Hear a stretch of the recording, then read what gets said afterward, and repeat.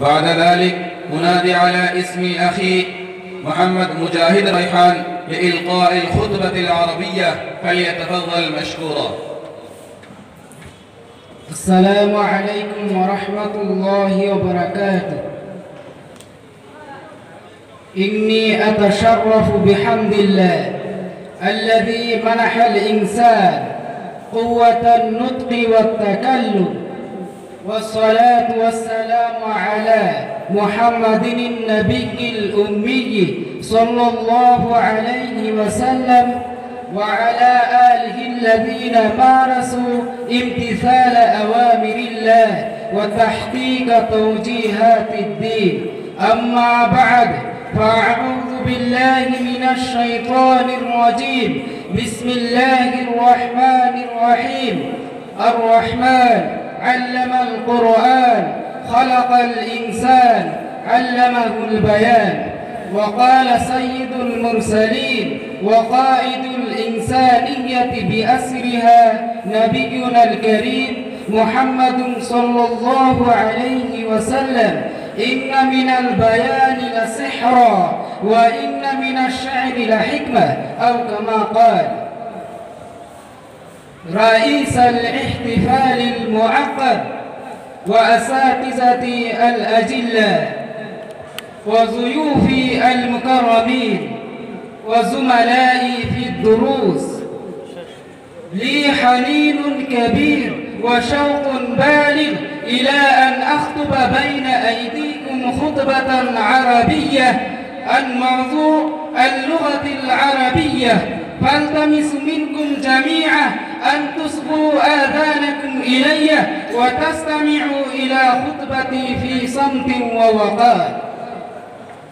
أيها المسلمون، أنتم على حظ كبير من العلم بأن الله تعالى خلق البشر في هذه الدنيا وأكرمه لتبادل الآراء والأفكار بلغات كثيرة عديدة النوع، مختلفة اللهجة ومتعددة الألوان ومختلفة الأساليب. وهذا الاختلاف فيما بين اللغات وأساليبها من نعم الله تعالى التي أفاضها على عباده، كما قال في كتابه العزيز: ومن آياته خلق السماوات والأرض واختلاف ألسنتكم وألوانكم إن في ذلك لآيات للعالمين. أيها الإخوة في الدين الإسلامي، إن أعضاء البشرية يحبون أن ينقلوا كل ما يجول في قلوبهم إلى من كان من أبناء جنسهم، ولذلك فإنهم يلجأون إلى ممارسة اللغات المختلفة واستعمال اللهجات العديدة في مجالسهم ونواديهم، في بيوتهم وخارجها، في حفلاتهم وتظاهراتهم، في أحزابهم ومنظماتهم، في هيئاتهم ومؤسساتهم. إذا أراد أحد منا أن يفهم معاني الكلمات بدون مساعدة من أي لغة فإنه لن يستطيع أبدا، اللهم إلا بإشارة اليد، وهي أيضا نوع من اللغة. وإذا قصد أحد أن يجمد طاقاته لفهم المعاني والحكم لن يمكنه عوض على حين أنه يقصد التزويد بدرر المعاني وغرر الحكم وعلاق الكلمات وتقريبها إلى أصدقائه وأحبائه وآبائه وأبنائه وأجداده وأخواته وعامامه ومن إليهم، فلا بد له أن يستند إلى لغة. فعلم بذلك كله أن الإنسان في حاجة ملحة إلى استعمال اللغات، ولذلك فاللغات كلها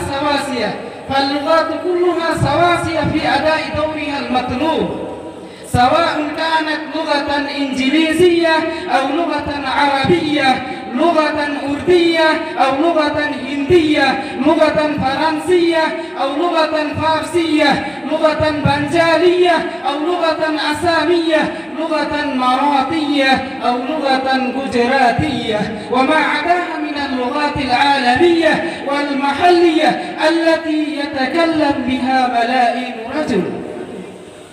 كل لغة من هذه اللغات من آلاء الرحمن الذي قال في القرآن: الرحمن علم القرآن خلق الإنسان علمه البيان، ثم ذكر في كتابه: فبأي آلاء ربكما تكذبان.